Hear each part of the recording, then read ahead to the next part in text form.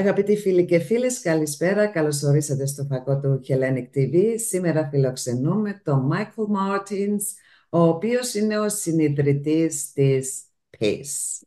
Λοιπόν, θα μάθουμε περισσότερα για τον Michael, για την Peace και για την έκθεση exhibition There is an Island που πραγματοποιείται στην Κυπριακή Ύπατη Αρμοστεία.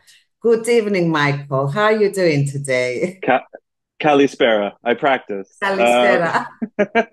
Yeah, You I'm know, doing okay. I thought you might got worried for a moment. Is she going to speak to me in Greek now?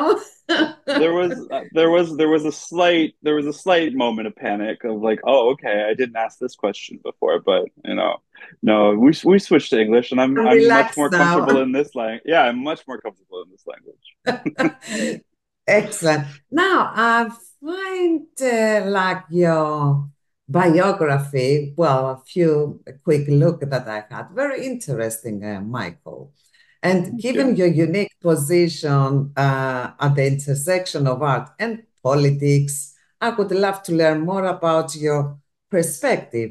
Could you please share how you integrate art into your political and media work? Sure. I think that there's actually like a lot of crossover between politics and art. I think in many ways they two kind of reflect each other.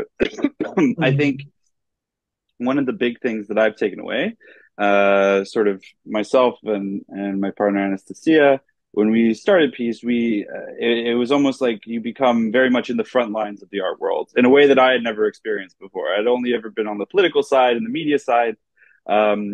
But being now on the art side, I can see how political decisions are starting to affect like the art market more generally. Things like surrounding things like taxation and just your bread and butter like taxation, visa policy, and that type of thing. And I think the integration is kind of fun because in many ways, people in politics and people in media, they're very, very busy, but they love art. And there's like a unique sort of moment there where you can sort of bring people in from that world into the artistic world. And part of it's not a big part of what we do at Peace, but one of the things is introducing some of these areas where there are frictions in the art market, and that could be kind of useful for folks on the political side to know, especially as in the UK we're heading into an election, we're going to have an entirely new government. And if it is the Labour Party, that traditionally they've been a pretty big supporter of the creative industry. So that could be really also useful for us to continue to discuss in a couple weeks. But yeah. Mm-hmm. Yeah, so that's quite true, actually, and it's very interesting to listen to it. So, I mean, you wouldn't say that there is an art history in your background, like you used to be an artist or anything like that, or maybe just a bit of I knowledge. I am definitely not artistic. I can barely put together PowerPoints. So the idea of like being able to paint or sculpt or print make or any of the beautiful things that some of the artists that we work with at Peace can do sort of instinctively and like elegantly and in ways that you can never imagine. That ship for me has never even sailed. It's never been in the port. It's never happened. So I don't really have that artistic background. Anastasia, one of the partners of Peace, she's the artist. She's that's an area that she's a professional artist. She has that unique capability, and I think one of the Mm, beautiful parts of Peace is that we are able to kind of speak to different audiences where Anastasia can speak to the art world, and I can sort of yes. engage a bit more with the political world and the government world and the media world, and sort of I think one of the goals of Peace is trying to connect Mm, these different audiences together, like that speak different languages in many ways. And, they need a translator. And that's in many ways what we're trying to mhm. do. Excellent. And what inspired you to create, the piece? And what are your main goals uh, for the Yeah. piece? Yeah. So I think the idea of Peace, it sort of started when we were spending a lot of time in artist studios, and I noticed that 80% of artists' work is in storage. It's wrapped in these little sort of tubes, and it's sort of kept there, and nobody's seeing it. There's no real profile. It's not, importantly, it's not making the artist any sort of money or bringing them any publicity or prominence or prestige or any of these things. It sits there. And in many ways, on the other side of it, there are a lot of walls in London. There are a lot of offices and buildings and embassies and government departments and the like that want to make a much nicer space for the people that go there. And those are the same type of people that maybe they'll go to a gallery once a month, or they'll scroll on Instagram and follow a gallery that they like or whatever it is. But in many ways, the two groups aren't speaking to each other in a way that we think they could be. So the idea came from the basically thinking that artists have all of this beautiful work. There are all of these beautiful walls. We can sort of help connect the two, and then at the same time, from the artist perspective, they can get more than half of rental income from renting out a piece to a place like an office or a government building or anything like this, and that gives them something unique for many artists, which is a stable income. And that income allows them to pay for a studio, buy art supplies, do some of these things, because Absolutely. It turns out creating art is actually quite expensive. And at the same time, it also helps. One of the things that we do at Peace is we do payments by installments. So that's the rental side. And I think for a lot of it, it'll be business oriented. But on the more consumer side, like people that are going to offices and buildings and embassies and the like, they're going to see pieces on the wall and fall in love with them. And you can do that. But the biggest barrier traditionally in the art world is price. So what we think is, instead of paying, thousands of pounds up front, you pay it off over 6 months, 12 months, 18 months, up to 48 months. So like you can pay it off, and a piece that would go for £2,500, you can get for £20 a month for 4 years. And £20 a month for 4 years, at the end of that 4 years, that £20 with inflation is probably going to be like 10. So in many ways, like the idea is to try and both, we're an artist-led platform, so we're trying to create a market whereby artists, have that stable income and also are getting the publicity, the profile, and the exposure to the people that are most likely to want to buy their art. And on the same time, from the consumer side, we're trying to make it so that they can buy it and pay it off in installments. And it's not a huge sum. It's very small, little sums over time. And I think, we're trying to basically overcome the biggest hurdles in the art industry, with the idea being that ultimately we're trying to help make it so that artists' art is much more accessible to audiences around the world. Although right now, just in London, as it were.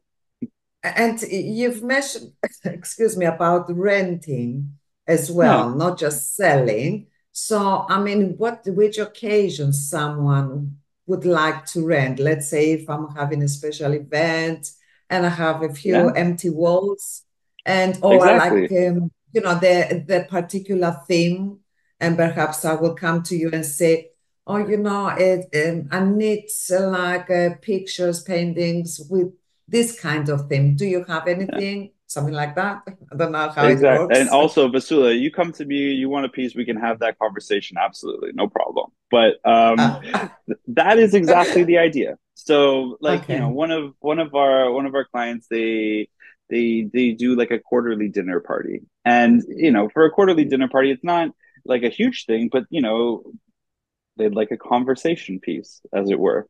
So, we work with them to every 3 months. They have a dinner party with a group of their work colleagues. Like our client's a founder of a business. So it's a group of founders. They come together, they have a meal together, and they have a piece on the wall. And he likes to find ones that are a bit more from like emerging artists, from artists that don't really have the gallery representation, or, they've had one show or whatever it is.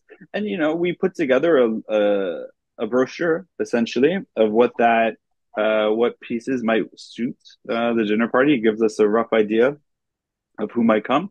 and that's it. So we can do like the rental side for that. A lot of it is also just businesses themselves. They want to make their workers feel a bit more happy about coming to an office. And art makes people happy. So we work with that. Businesses, it's a bit more on the subscription side of it. So it's like 3 months, 6 months, we'll rotate pieces around and the like. And then, but at the same time, that's stable income for an artist too, right? So that's why we're trying to do a bit more on the business side of it, just because it benefits the artist a bit more. Of course. And how many artists do you have at the moment with Yeah. you? Well, I don't know how to say subscribed with you, or good question. Having an account with you. They are gracing us with their presence. They trust us with their work. We have about 20 signed up. So we have about 20 signed up. They're predominantly London based, although we do have a few. We recently went on a trip out to the Baltics and the northeast of Europe, and we have a few artists there that we met that are thinking about joining, but predominantly it's London based right now. And they're a wide mix really of different styles. The majority of it is flat art. So it tends to be painting and printmaking and the like, just because that's a bit easier when it comes to spaces in London. It's a bit easier to put it on a wall rather than a sculpture which everybody has to walk around and that type of thing. And it's also a bit easier to ensure, again, to keep costs down, both for clients and then as well for the artists. But yeah, so about 20. But we're growing. People are coming in. So that's nice. I know. You know what? That's what I was going to say, because don't forget, it's only 6 months since. Is that right? 6 months since you've started. A bit. So we've also been doing this kind of what's the right word here?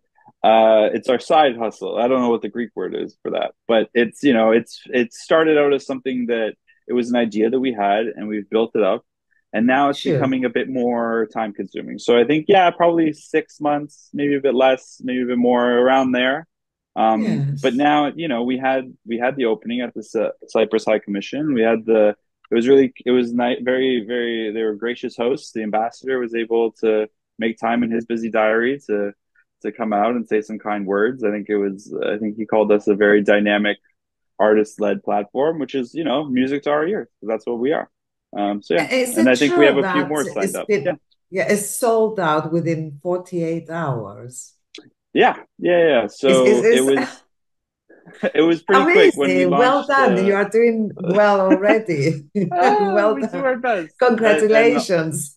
I can safely say that the majority of that credit should definitely go to the team at the Cyprus High Commission.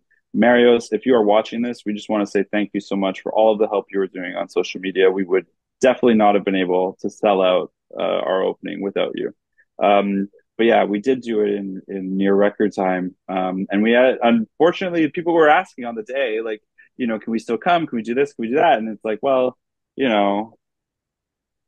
we'll do our best, but there's no guarantees in this. But then people were able to come to the curated tour. So the curated tour we had in the exhibition itself, there were, I believe, 6 piece artists, 5 or 6, if I remember correctly.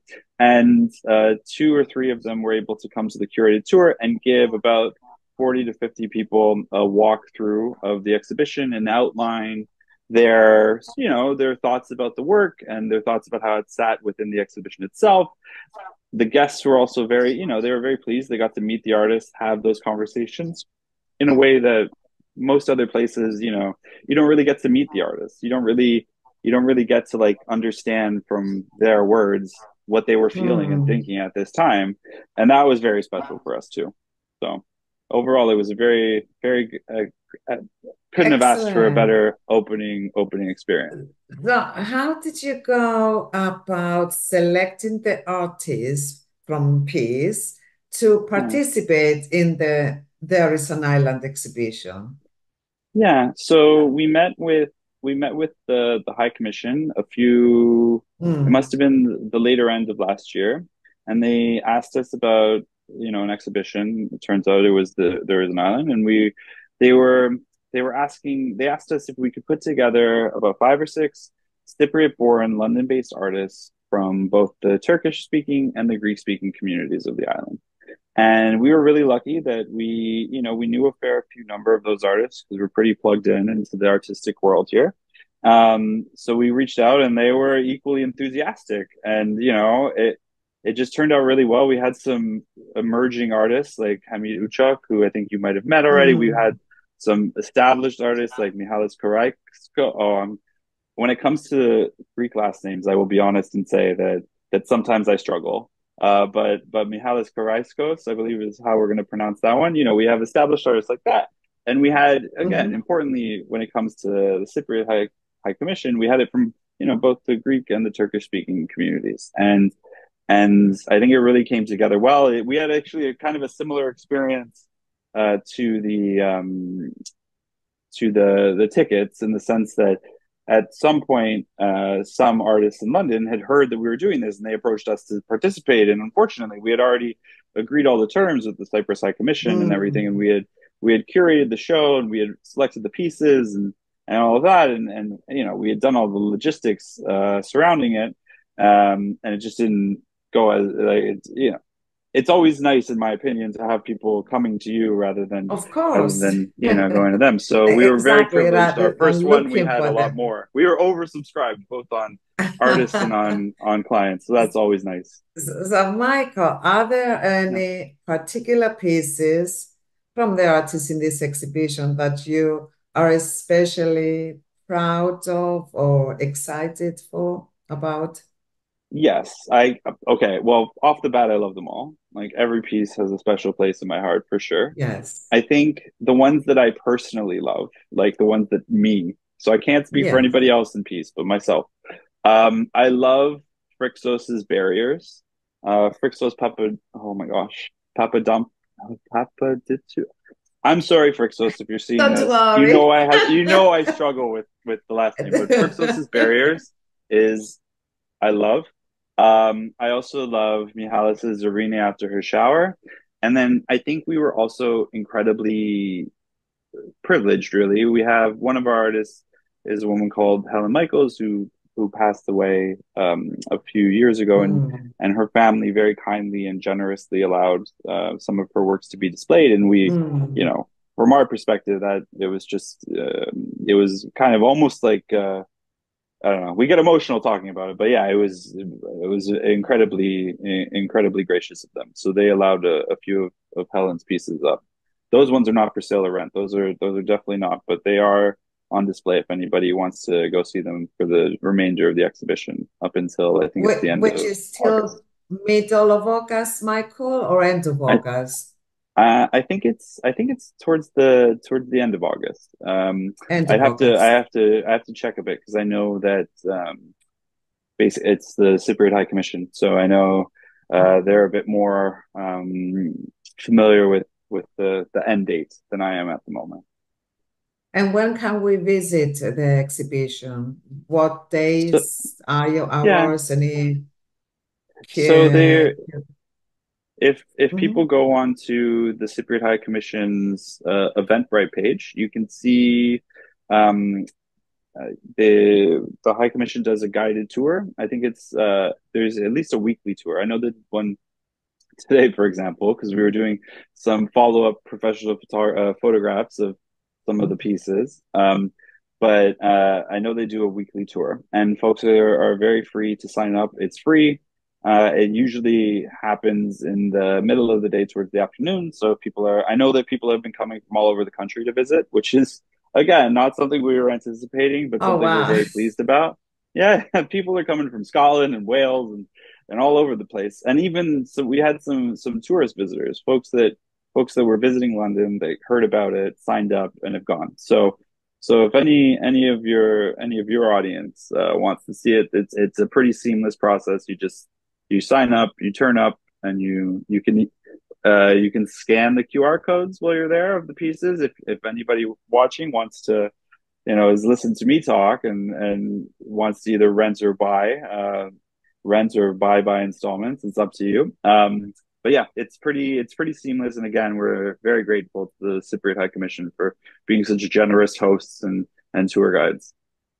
Yes, Mario's promised me a private touring, you know. I, and he I'm delivers. I sure. can vouch for him. He Yes, delivers. he's good. Yes. Yeah, he's a great guy. He's really helped us along the journey. So again, all of the thanks to Marios and all of the thanks to the ambassador, both Because sadly previous I and the was successor. abroad at the opening, so I wasn't able to attend. That's the reason I wasn't in the Still country. friends. We're still friends. I promise. Yeah, don't worry. But I'm going to visit very soon, you know, and I'm actually Oh, excited about it. I'm really looking forward to it. Now, okay, fantastic. in regards of the artists, Yeah, because we talk about all the nice things, yes, but let's talk about the problems. What okay. challenges do the artists from Peace Art commonly face, and how do you help them? How do Yeah, you I support think that. them? Yeah, so I think the biggest challenge that a lot of artists face is twofold, which are the two problems that we're trying to solve with peace. One is money. A lot of Mm, artists, it's expensive to practice your art. You have to pay it for a studio is. space usually. That's on top of rent. You have to buy your materials, like, and equally, like, if something goes wrong, or say like you don't have, if you're trying something new and it doesn't go the way you want, there's no insurance for that. That just sort of happens. It's built in. And equally, um, it also kind of makes it so that artists don't have much purchasing power in like an arrangement where if somebody wants to buy a piece and it's listed for 10 and somebody comes in and says, I'll buy it for 3, from the artist's perspective, they might think, when will it be bought again? So in many ways, like, income is a big issue in the artistic community. So one of It the ways we're is. trying to solve that is by, again, by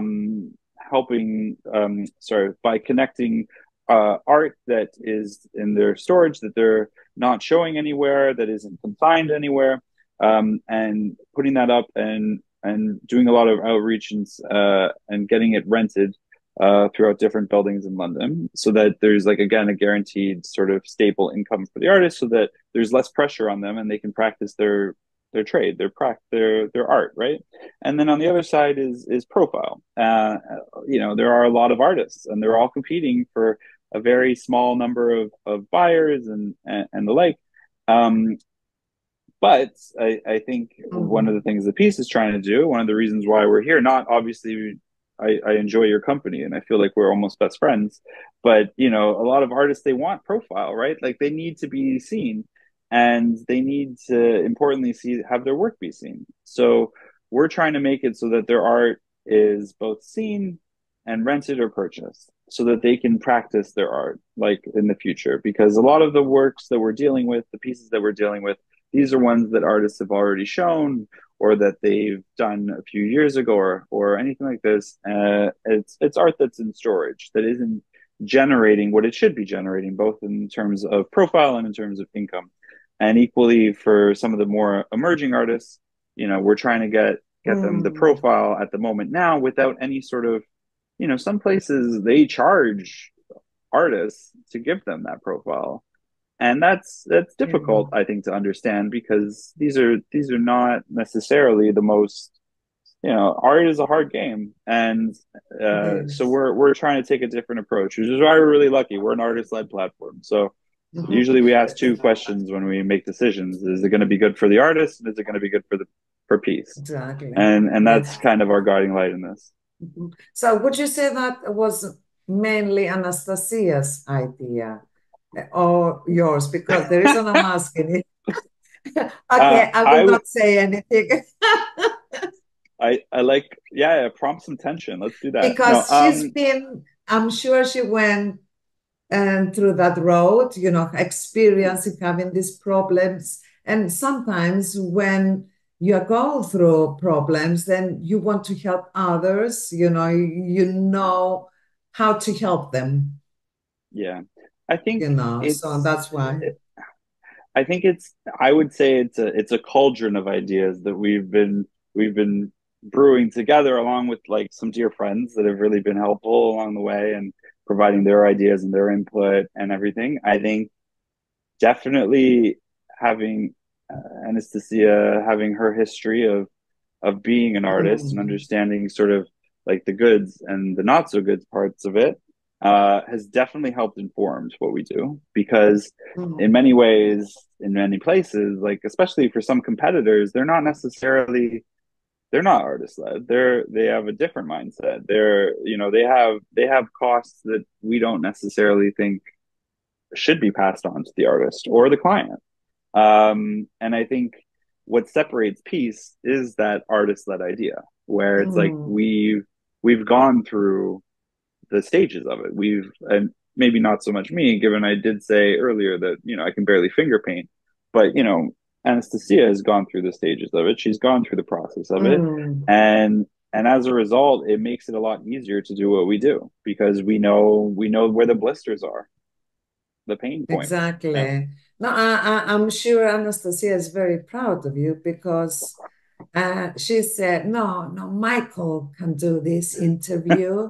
I'd rather be backstage, so she's She's trusting hiding you. behind the banner right now. She's gonna jump out at the end. No, I think the pride goes both ways. I think But yeah, I think it's like it one of would be those nice things next where time to have you both because I like I to see this energy abs between the two well of you. yeah well, I think why don't we'll schedule another one of these when we do our next show. I think so. It We will have be a few fun. lined up.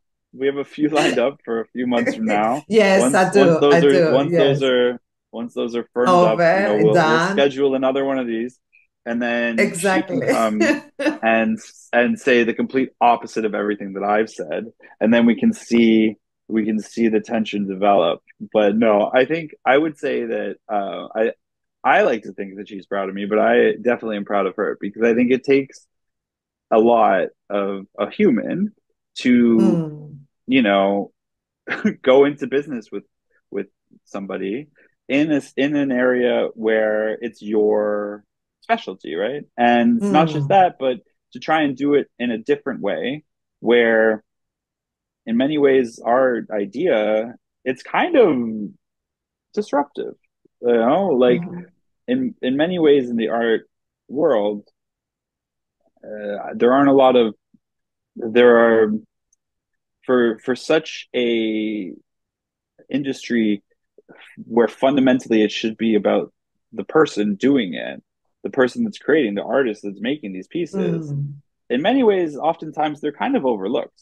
And I see it when we were doing some of our competitor reviews, where it's like, from the artist perspective, like, what's in this for you?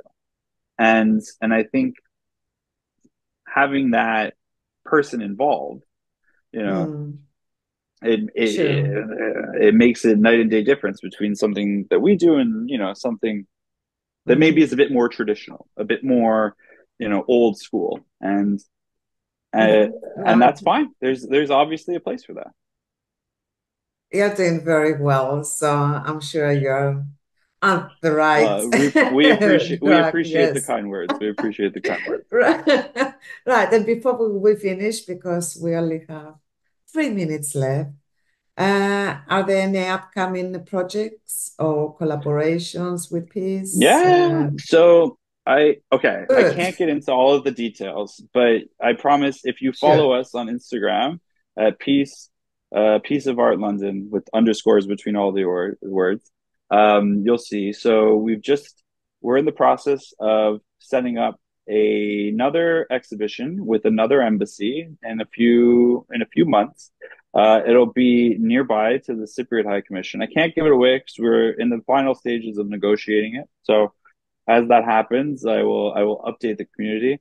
And then equally, we are also like in conversation with a few, how do we say this, political leaders, uh, that hopefully will be able to again announce this in the coming weeks, of doing a series of shows in a series of different government buildings throughout London, with the idea being, again, for peace artists, having their work, their pieces shown in places where people that are the most likely to buy it and love it are, and making it easier for them to do it will provide them both the income and the profile that they're looking for. And that's what we're trying to do.